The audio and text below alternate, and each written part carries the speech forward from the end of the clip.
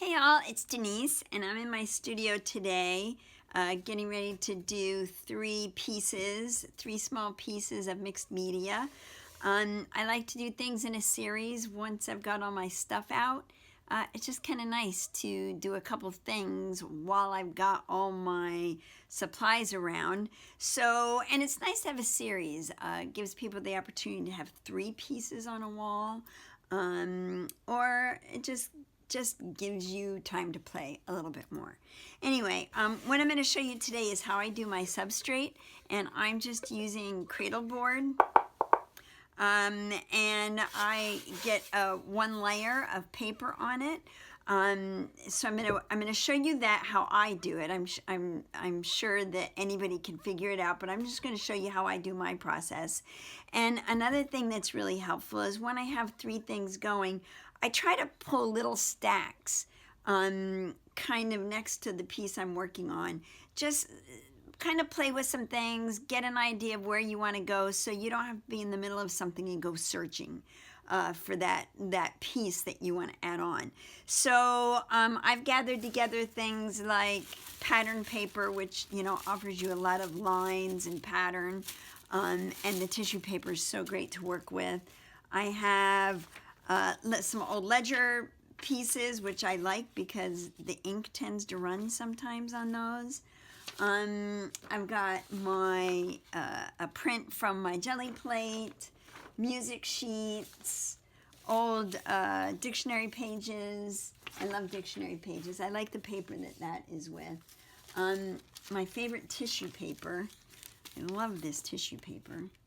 And I have also pulled together napkins, guest hand towels. I love working with these.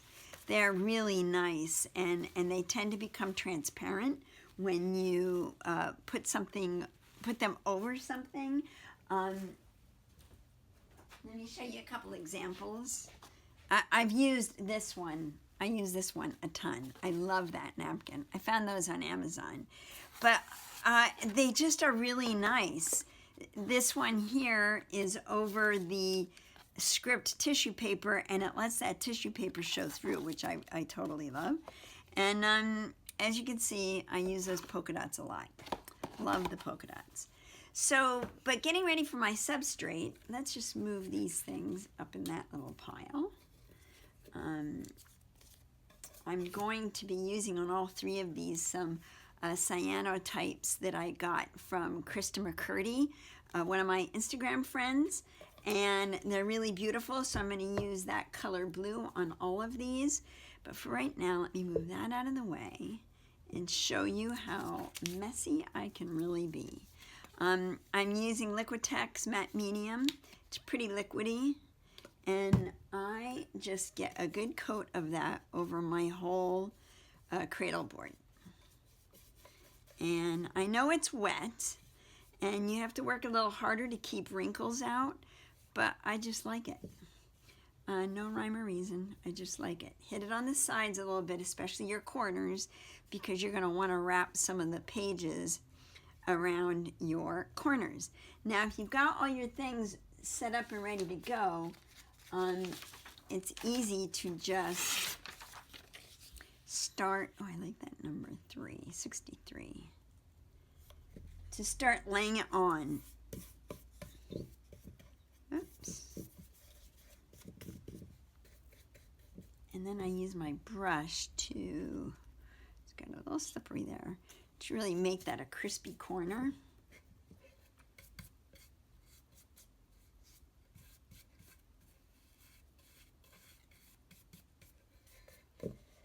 And work out all my bubbles. Let's see, what else do we have here? There was something I liked here. I wanted this to kind of be about spring. So my dictionary pages is the page with spring. Spring beauty, springboard, spring box, spring chicken, spring head, the whole dictionary page on spring. Let's bring that to the edge.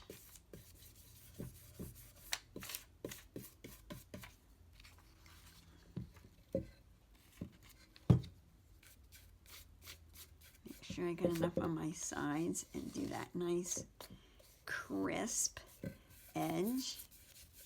If there's any extra that's hanging over that I can't get to wrap, I'll just cut that off with an X-Acto knife. And I've gone through my pages, and I've kind of outlined some, highlighted some of the definitions I want to pop out.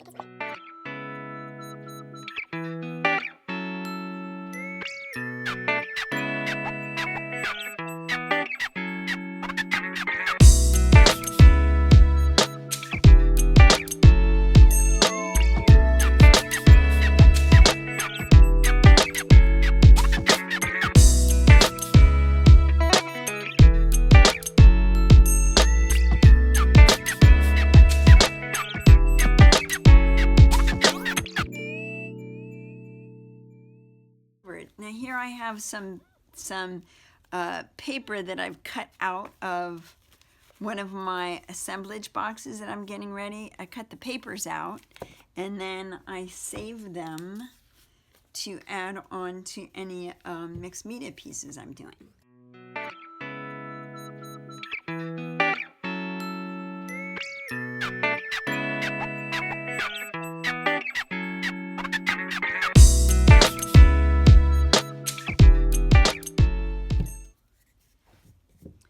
This ink here is going to run, but I kind of like that because I can blend it in, gives it an aged look.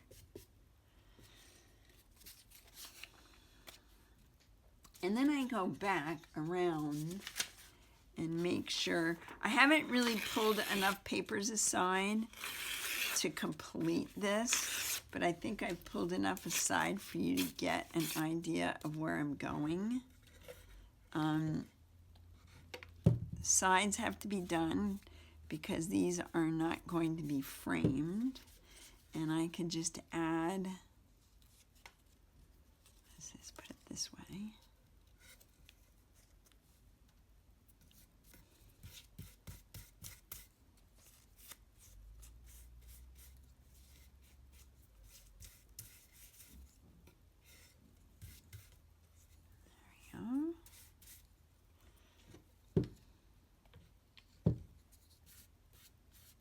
And I just kind of pull whatever little scraps I have. I have a whole little basket I keep on my workbench with all my scraps from the week gone by of whatever I'm working on.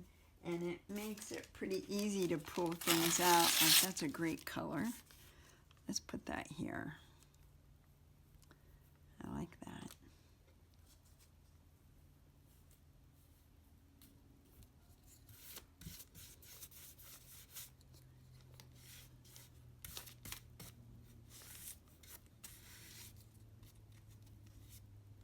And as you're going, you once you've been doing this for a while, you know what papers are going to be delicate. Like if I was working with my guest paper towels, I could not pull them up and relay them because they definitely are going to tear.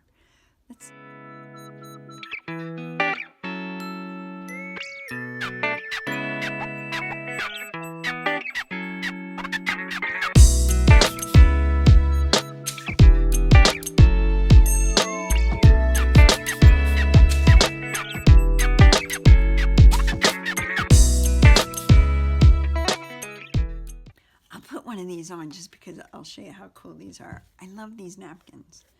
I know I've already said that, but look how great that design just pulls that little design right in there. I'm gonna have to stop using these pretty soon because I put them in so many pieces of work, but look how great they are. Look how cool that is. I love that.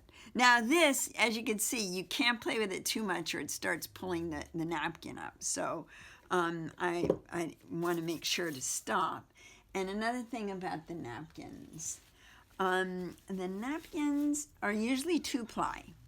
And they're best, here's another pretty one I'm going to use. They're best if you can get a hold of that second ply and separate it. which very often leaves this really cool little ghost print on the piece, the inside ply.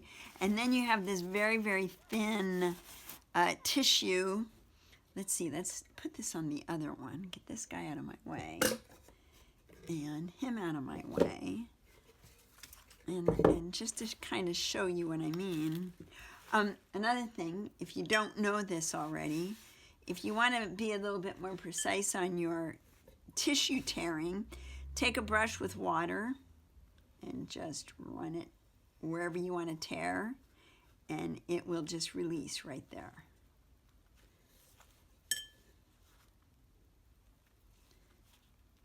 There we go.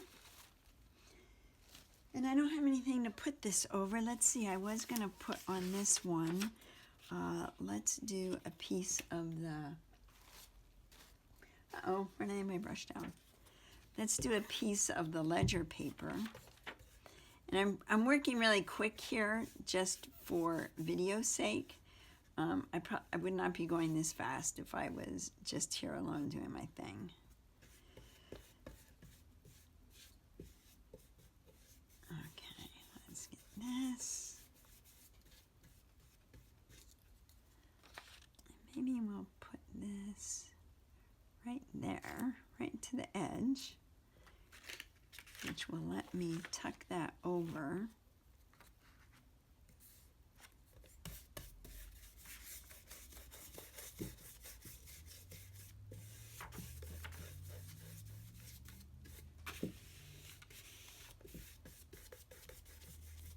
And I like that the aqua pen that this person used, or this blue pen, kind of runs and fades that the numbers out there. I'm not going to worry about that because I just wanted to show you how cool this looks.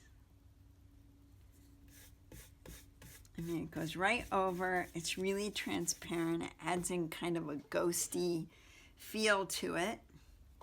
And this paper's pretty. Oh, look how great that is. Wow. Okay, that's something, a new discovery I just had here with you. I'm going to have to give that a try. Wow. Take note of that. But mainly, I wanted you to see the napkins, the hand towels, the guest towels, how great they just become transparent, add a pattern, and there you go. So I'm just doing the bases here, the substrates, and that's how I do it. I'm not really picky about putting the gel on the back of my piece and then onto my piece. I just, get it gooey and lay things on until I feel good about it.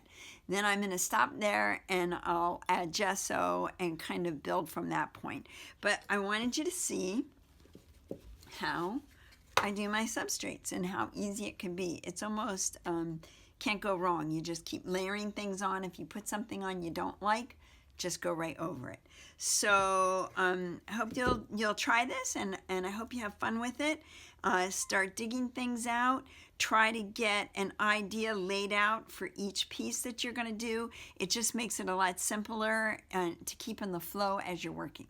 So do it, have fun, enjoy, and I'll be back with a continuation of these 3 pieces.